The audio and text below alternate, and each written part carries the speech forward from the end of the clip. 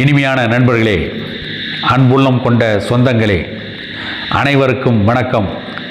திருவண்ணாமலையில் எழுந்தருளி இருக்கின்ற அண்ணாமலையார் அவர்கள் வன்னியர்குல சத்திரிய வல்லாள மகாராஜாவிற்கு மகனாக பிறந்தார் என்று புராணம் இருக்கிறது.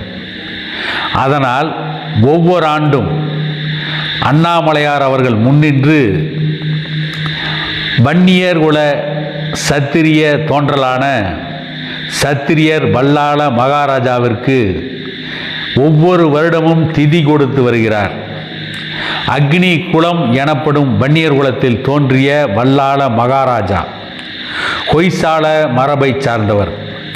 கொய்சாளர்கள் தங்களை வேள்வி தீயில் தோன்றிய இளங்கோ வேளான புலி கடிமால் வழிவந்த வேளிர் அரசர்கள் என்று கல்வெட்டுக்களில் குறிப்பிடப்பட்டிருக்கிறது.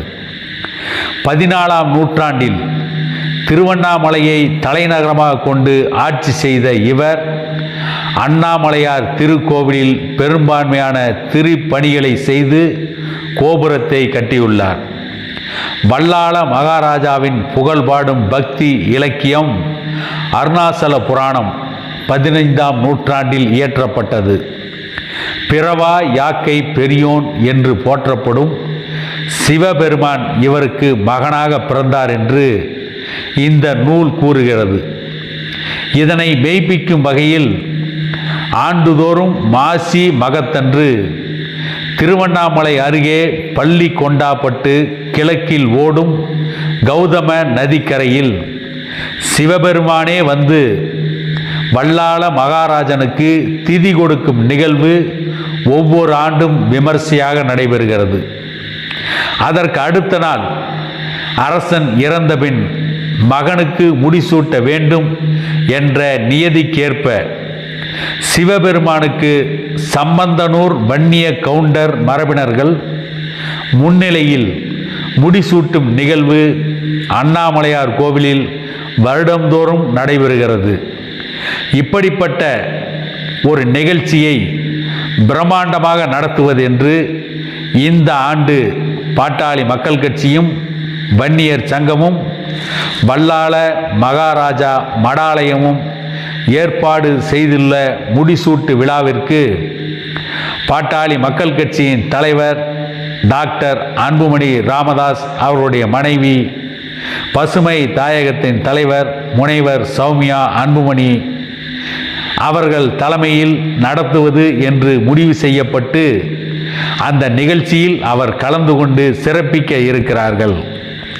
ஆகவே இந்த நிகழ்ச்சியில் பெருந்திரளான இளைஞர்கள், வன்னியர் சமூகத்தை சார்ந்த இளைஞர்கள், வன்னியர் சமூகத்து இளம் பெண்கள் கலந்து கொள்ள வேண்டும் என்று அழைக்கப்படுகிறார்கள்.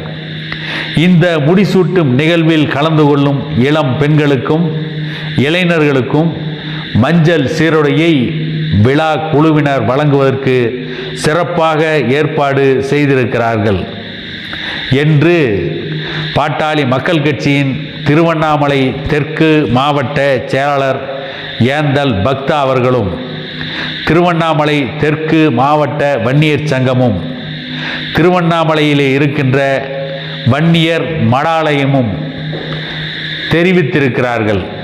இந்த நிகழ்ச்சி எப்பொழுது நடைபெறுகிறது என்று கேட்டால் திருவண்ணாமலை அண்ணாமலையார் கோவிலில் வரும் 13/3/2025 அன்று வியாழக்கிழமை மாலை 6 மணி அளவில் நடைபெறுகிறது.